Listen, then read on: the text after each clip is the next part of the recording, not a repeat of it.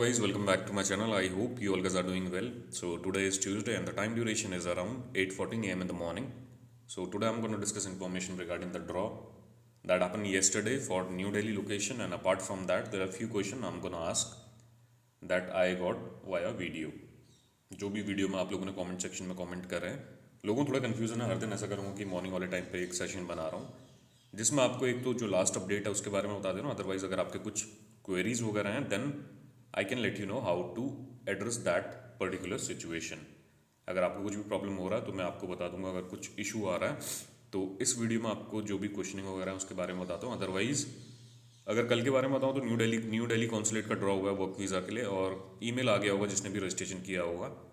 20th को last draw हुआ था जो कल है, और कल था, और अब जो नेक्स्ट होने वाला है 27 को होने वाला है, उसमें आपको ईमेल पे मेंशन करके दिया होगा। और बहुत सारे एप्लीकेंट ऐसे भी होंगे जिनके पास रॉन्ग ईमेल भी आया होगा जिसमें डेट वगैरह, अगर डेट भी गलत मेंशन करी होगी। तो this is happening from a very long period of time, और इसमें ऐसा है कि अभी एम्बेसी भी अभी कुछ देख नहीं रही है। अगर आप ईमेल वगैरह करते हो तो वो लोग कुछ एड्रेस नहीं कर रहे हैं, they are not providing any kind of solution right now. So email करके भी अभी कुछ फ़ायदा नहीं है। नेक्स्ट ड्रॉ का वेट करो, अगर नेम आता तो सही है, अदरवाइज फिर जो फर्दर प्रोसेस है उसका आपको वेट करना पड़ेगा। ऐसा नहीं है कि लोगों के पास नेम नहीं आ रहे, मतलब I just want to say that लोगों के नेम शॉर्टलिस्ट नहीं हो रहे हैं, ऐसा नहीं है।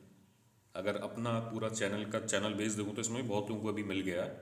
10-12 लोग जो हमारे नोन पर्सन थे लास्ट मंथ से जब से इम्प्लीमेंटेशन हुआ है उन लोगों को अभी मिला है। मुंबई कॉन्सुलेट का मिला है, लोगों को न्यू दिल्ली कॉन्सुलेट का मिला है, और बहुत लोगों को जो सब्सक्राइबर हैं उसमें 2-3 लोगों के अभी वीज़ा लगे भी हैं, और रिजेक्शन भी आए हैं बहुत लोगों के।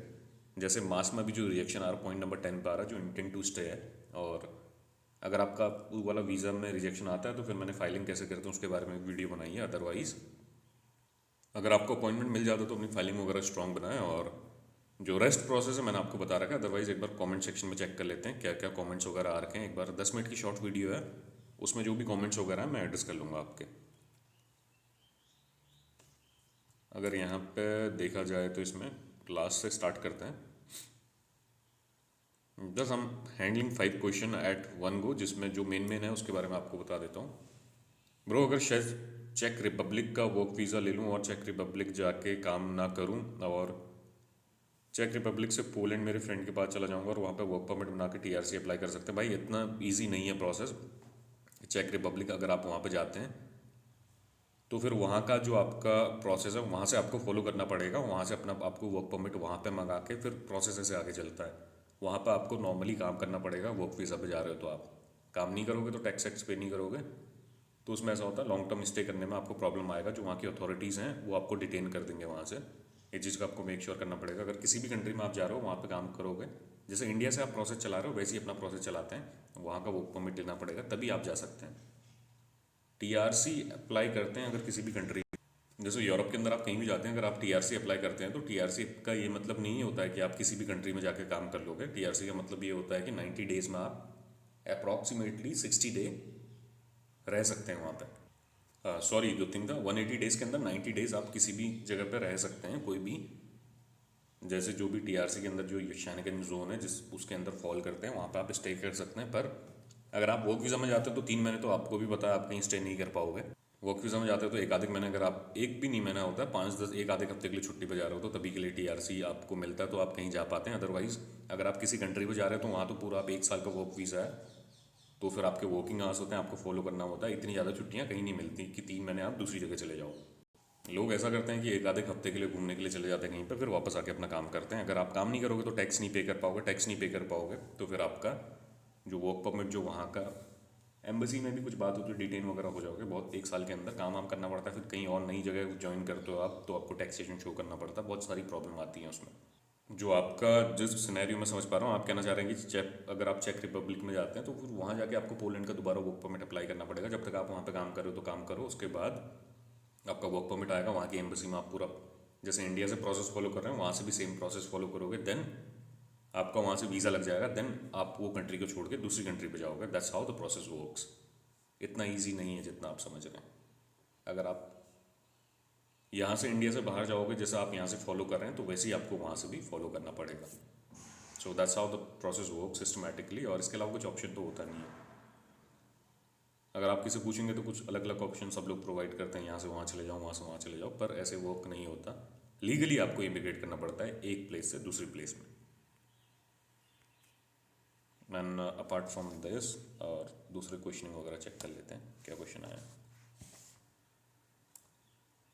अगर यहाँ पे देखें तो सर मैंने एम्बेसी में अप्लाई किया था बट मेरे को रिजेक्शन आ गया। Below reason for rejection, the document and titling you to work has not been positively verified.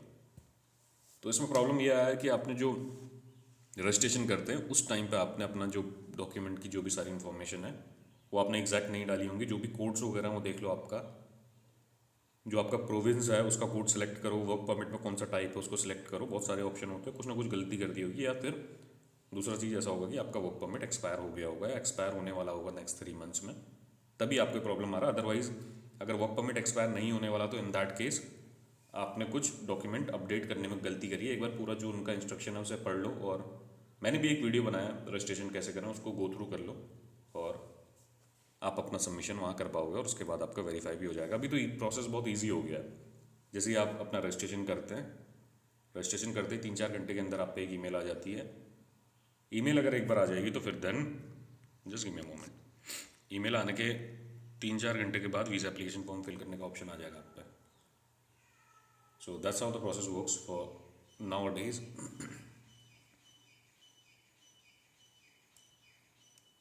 इसके अलावा जो नेक्स्ट क्वेश्चन है सर, लिथुआनिया प्रोसेस के लिए एक वीडियो बनाया, प्लीज़ बनाऊंगा भाई जैसे मेरे पे टाइम लगता है। एक बार मेरे को भी गो थ्रू करना पड़ेगा, हल्की रिसर्च करनी पड़ेगी, then I will make a video on that particular topic.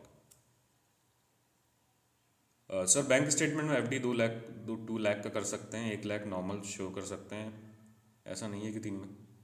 यार जो सिस्टमैटिक प्रोसेस होता है उसमें क्या कहते हैं वो लोग, 3 महीने का ही अपना बैंक स्टेटमेंट शो करो लास्ट 3 मंथ्स का, लार्ज डिपॉजिट मत करो उसमें। और ऐसे ही ये पूरा उनका जो एसओपी है उसके अकॉर्डिंग अपना डॉक्यूमेंटेशन अगर आप करते हैं तो एक फ़ायदा ये होगा उसका कि थोड़ी फाइल स्ट्रॉन्ग हो जाती है आपकी। बैंक स्टेटमेंट दिखाओगे तो वेल एंड गुड है, और क्या पता 3 नंबर में रिजेक्शन भी आ जाए। ऐसा तो नहीं बोल रखे उन्होंने कि बैंक स्टेटमेंट मत लगाओ, बैंक स्टेटमेंट लगाओ, फाइल थोड़ी स्ट्रॉन्ग होती है। बैंक स्टेटमेंट, पीसीसी, ये जो चीज़ें होती हैं मस्ट रिक्वायर्ड है, थोड़ी फाइल आपकी स्ट्रॉन्ग भी होती है। डॉक्यूमेंट अगर नहीं लगाओगे तो रिजेक्शन आने के थोड़े चांसेस बढ़ जाते हैं। अगर आपके साथ का कोई बंदा है उसने सेम आपके बराबर फाइल स्ट्रॉन्ग बना रखी है और आपके 2 डॉक्यूमेंट मिसिंग है तो ज़्यादा चांसेस उसके होंगे कि उसका वीज़ा लग जाए। दादा अपॉइंटमेंट के लिए रजिस्ट्रेशन कितनी बार करना पड़ता है? एक बार आप रजिस्ट्रेशन करोगे तो उसके बाद वीज़ा एप्लीकेशन फॉर्म आप फिल करते हैं, फिर आप पे ईमेल आना स्टार्ट हो जाता है।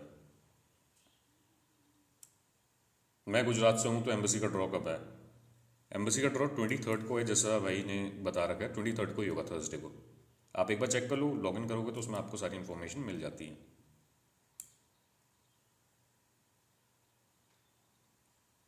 ब्रो वीज़ा देख नहीं सकते क्या कितने आए हैं ऑनलाइन? नहीं भाई, कॉन्फिडेंशियल इन्फॉर्मेशन है, they can not share anything. Bro किसी ने अपॉइंटमेंट के लिए फ़ाइल सबमिट कर दी पर वीज़ा एप्लीकेशन डाउनलोड नहीं कर पाई, ईमेल आ रही है, तो वीज़ा एप्लीकेशन कैसे मिल सकता है? वीज़ा एप्लीकेशन भाई फिर कैसे मिलेगा? अगर आपने एक बार डॉक्यूमेंट डाउनलोड नहीं करा तो फिर डाउनलोड हुआ ही नहीं होगा वो। तो उस केस में आपको क्या करना है, दोबारा वीज़ा एप्लीकेशन फॉर्म आपको, मेरे को लगता है एम्बेसी से कोऑर्डिनेट करो। अगर वो कहते हैं कि वीज़ा एप्लीकेशन फॉर्म आप दोबारा फिल कर सकते हैं so then it is good to go. अगर जिस दिन आपका अपॉइंटमेंट मिलेगा तो उस दिन दोबारा भर लेना, पर इसका एक बार कन्फर्मेशन आप उनसे ले लेना। वो इसमें आपको ऐसा बताएंगे कि आपको वीज़ा एप्लीकेशन फॉर्म आप फिल कर सकते हैं या फिर जो पुराना वीज़ा एप्लीकेशन फॉर्म है उसमें ही अपडेट करना होगा। They let you know about this. भाई मेरी कंपनी ने मुझे work permit, guarantee letter, accommodation letter, request letter, visa letter दे रखा है। और भी कोई डॉक्यूमेंट लगते हैं क्या? 5 ही डॉक्यूमेंट हैं, 5 डॉक्यूमेंट से ज़्यादा कुछ नहीं होता। आई थिंक आप पे सारे डॉक्यूमेंट हैं, एक बार कोऑर्डिनेट कर लेना, मैं भी एक बार चेक करके बता दूंगा। KRS document, guarantee letter, work permit, accommodation letter, offer letter, contract to mandate, ये सारे डॉक्यूमेंट आपके पास है ही मेरे को लगता है। I think everything is good to go. पर एक बार अपना जो आपका एजेंट है उससे क्रॉस चेक कर लेना फाइल बनाने से पहले, जो आपकी फाइल बनाएगा उससे एक बार क्रॉस चेक कर लेना, they let you know about this. That's how the process works. I think I answered all the queries, और सेशन भी हो गया 10-1 मिनट का। और अब देखते हैं, कल को दोबारा एक वीडियो बनाऊंगा। अदरवाइज जो नेक्स्ट वीडियो बनानी है तो मैं सोच रहा हूँ उस टॉपिक में बनाऊँ जिसमें जो अपकमिंग ड्रॉज के बारे में आपको इन्फॉर्मेशन प्रोवाइड कर दूंगा, अगर न्यू दिल्ली लोकेशन में कब होने वाले हैं, इसके अलावा जो नेक्स्ट अपकमिंग ड्रॉज हैं वो कब होने वाले हैं मुंबई लोकेशन के लिए भी। अभी का तो खैर मेरे को लगता है दिसंबर का क्लोजिंग आने का टाइम हो गया। एक 27 को नवंबर का ड्रॉ होगा, इसके अलावा 23 को भी मुंबई का होने वाला है। 23 को मुंबई का होगा, उसके बाद 30 तारीख को दोबारा मुंबई का होगा। एक दो ड्रॉ अभी तुम्हारे न्यू मुंबई कॉन्सुलेट के भी पेंडिंग है इस महीने के, और अदरवाइज न्यू दिल्ली का भी एक ही पेंडिंग है, that is on 27 of this month, फिर अपना दिसंबर में होगा। अगर आ जाता है तो एम सही है, अदरवाइज फिर देखते हैं क्या होता है।